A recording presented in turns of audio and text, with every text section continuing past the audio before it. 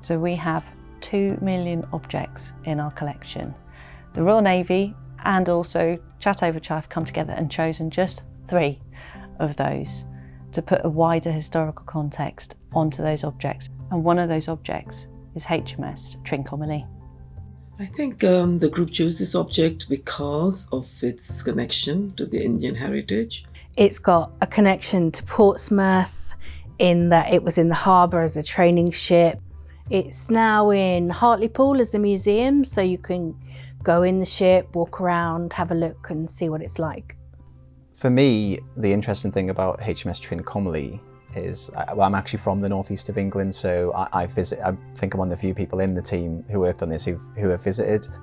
HMS Trincomalee was built in the Bombay area, what is now known as Mumbai, in about 1816.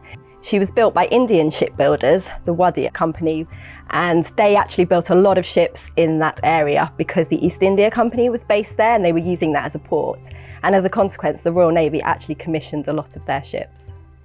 30 other ships and everything else they've done. So I think that was a real wow factor, that they build a ship because, British have always have very high expectations.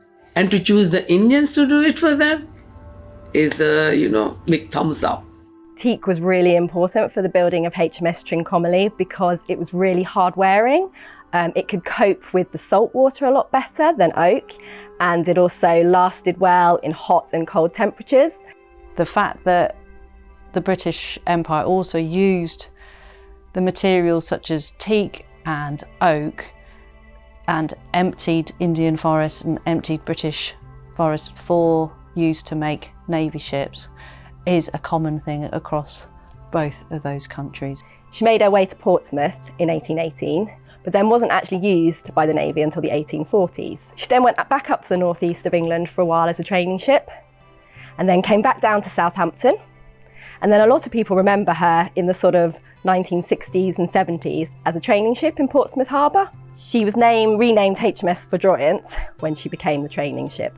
My uncle stayed on it in the early 70s when he won a competition, and he did all kinds of shipbuilding stuff, and they did rope knotting and splicing and sailing. And then eventually in 1987 it was decided to save her as a museum ship, so she went back up to Hartlepool again.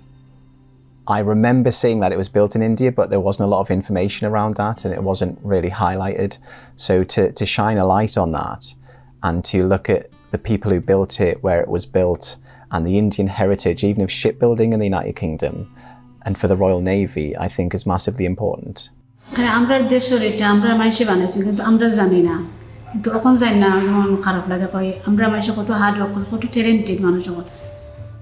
So the fact that the Trincomalee was described even in Hartlepool as Nelson's frigate, and it's not, and the fact that it's a teak-built ship and that it was built in India, and not a lot of people know that either. So it's like, delving into its truth.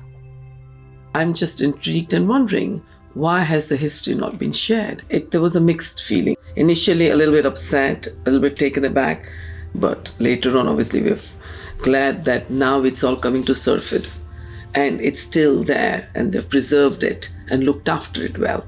So we can say, hey, look, here is something that India's produced and made.